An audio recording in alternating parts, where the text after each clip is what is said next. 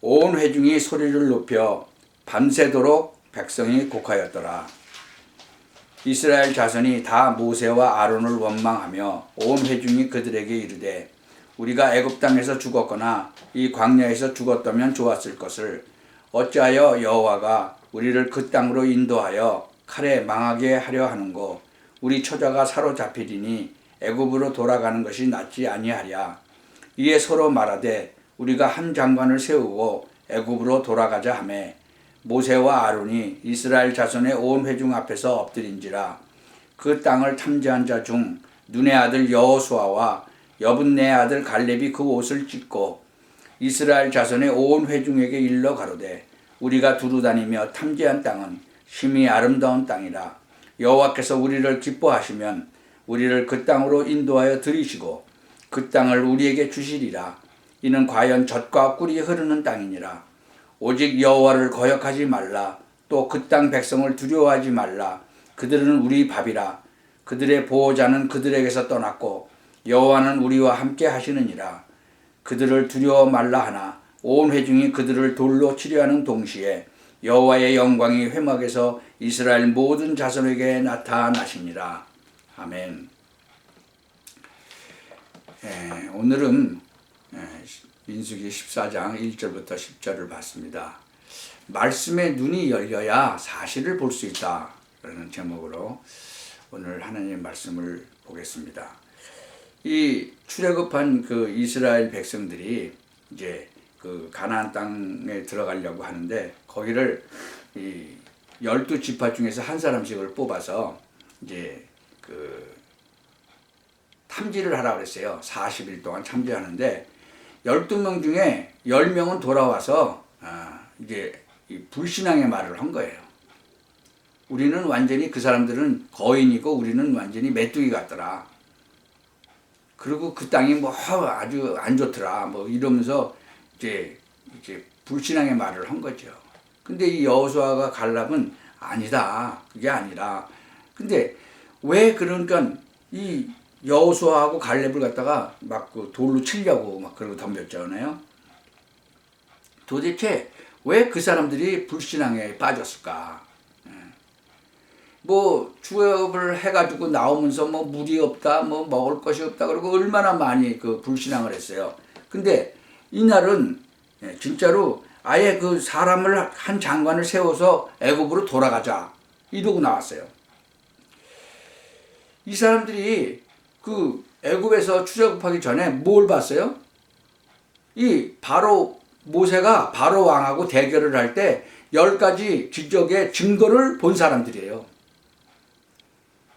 이 진짜로 이 10가지 재앙이 내렸죠. 애굽에 물이 변해서 피로 바뀌고 뭐 개구리 재앙, 뭐 이 티끌이 막 뿌렸더니 이가 되는 거, 뭐 파리 재앙, 또 뭐 모든 생축이 막 다 죽은 재앙.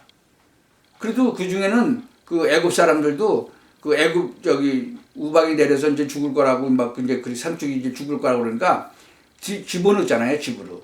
그런 사람들도 있었어요.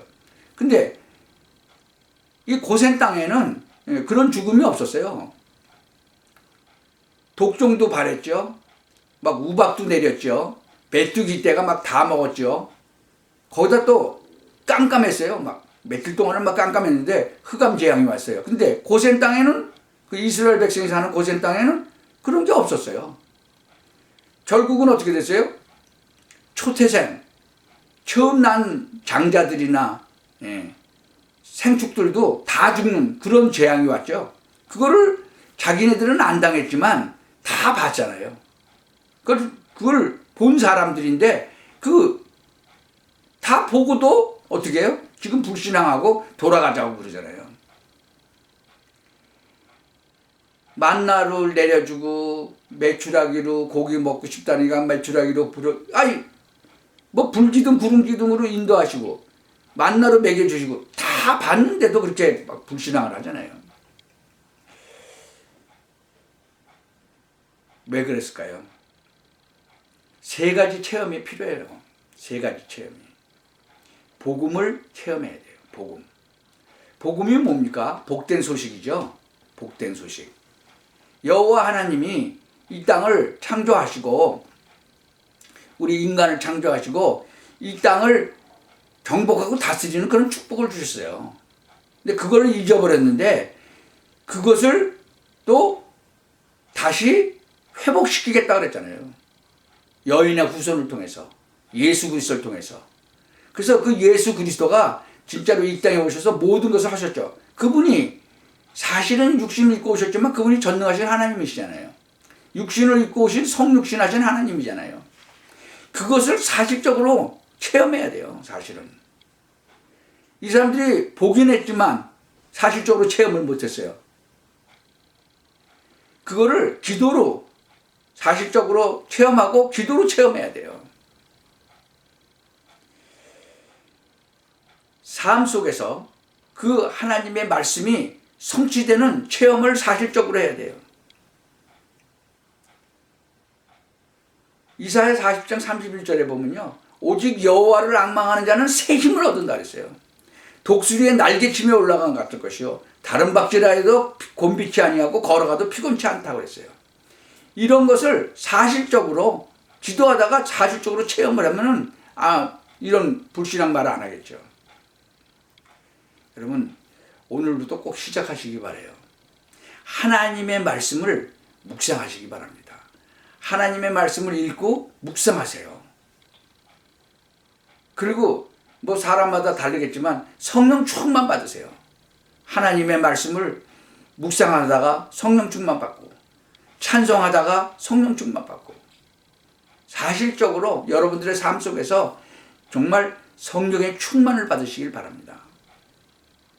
그러면 여러분의 삶 현장이 다르게 보여요. 다르게 해석이 돼요. 그게 바로 영안이 열리는 거예요. 8절 9절에 다시 한번 보십시다. 이 여호와서 갈렙이 뭐라 그래요? 여호와께서 우리를 기뻐하시면 우리를 그 땅으로 인도하여 들이시고 그 땅을 우리에게 주시리라. 말씀하셨잖아요. 그 땅을 준다고 말씀하셨잖아요. 이미. 이는 과연 젖과 꿀이 흐르는 땅이니라. 오직 여호와를 거역하지 말라. 또 그 땅 백성을 두려워하지 말라. 그들은 우리 밥이라. 그들의 보호자는 그들에게서 떠났고 여호와는 우리와 함께 하시느니라. 그들을 두려워 말라. 그런데도 그 말을 듣고도 돌멩이로 쳐 죽이려고 했어요. 근데 그때 여호와의 영광이 회막에서 이스라엘 모든 자손에게 다시 나타나셨다 그랬잖아요. 이 여호수아와 이 갈렙의 이 진짜 그 말씀을 잘 묵상해 보시기 바랍니다. 그러면 진짜로 여호수아와 같은 응답을 받는 거예요. 그리고 진짜로 영안이 열리는 거예요. 여러분 복음 모르는 지성인들이 생각하는 것이 맞는 것 같지만 영적인 것은 그 사람이 볼 수가 없는 거예요. 뭐 말기암 환자 몇 달밖에 석 달밖에 못 산다 그랬던 사람이 멀쩡하게 살아가지고 다시 나타나는 거 그거 의사들이 뭐라 그래요? 이거 전혀 모르겠다 그래요. 왜 그런지. 요새는 과학이 발달해서 발견을 했다 그러는데 엔돌핀이라는 게 나온대잖아요. 인간의 마음에서 이 속에서. 근데 그것뿐만이 아니라 다이돌핀도 또 나온다는 거예요. 여러분 엔돌핀은 사람한테서 나오는데 그 마약보다 100배가 더 강하대요. 엔돌핀이. 근데 이 다이돌핀이라는 건 그 엔돌핀보다 또 100배인가 1000배가 더 세다는 거예요. 그런데 이 다이돌핀은 언제 나오냐 그러면 하나님의 은혜에 감사해서 찬송하고 찬양하고 하나님의 말씀을 읽다가 아주 그냥 기쁠 때 그때 나온다는 거예요. 많은 지성인들이 생각하는 것이 맞겠죠. 그렇지만 영적인 건 모르는 거예요. 물론 틀린 것도 있죠. 그래서 교회사나 이 성경사를 보면 영안이 열린 자들이 많이 나오죠. 거기 그 사람들이 이 세계를 변화시키는 거예요.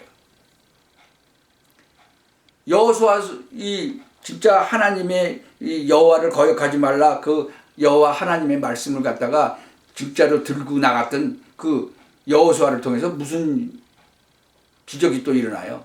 막 요단이 갈라지고 여리고가 무너지고, 모세를 통해서 그 홍해가 갈라지는 것을 다들 봤잖아요, 이 사람들이. 그리고 건넜잖아요. 그러고 난 다음에 이제 새로 태어난 애들은 또 그걸 못 봤죠. 이제 요단을 가르고 여리고가 무너지는 거 본 거예요. 그 여호수아를 통해서 그런 일들을 하나님이 하시는 거잖아요. 그 아모리 전투에서는 막 태양과 달이 멈추는 그런 전무후무한 그런 응답도 왔죠. 많은 사람들은 막 노력을 하려고 그러는데, 노력한다고 하는데 복음이 없이 노력하는 것은 진짜로 아주 위험한 거예요.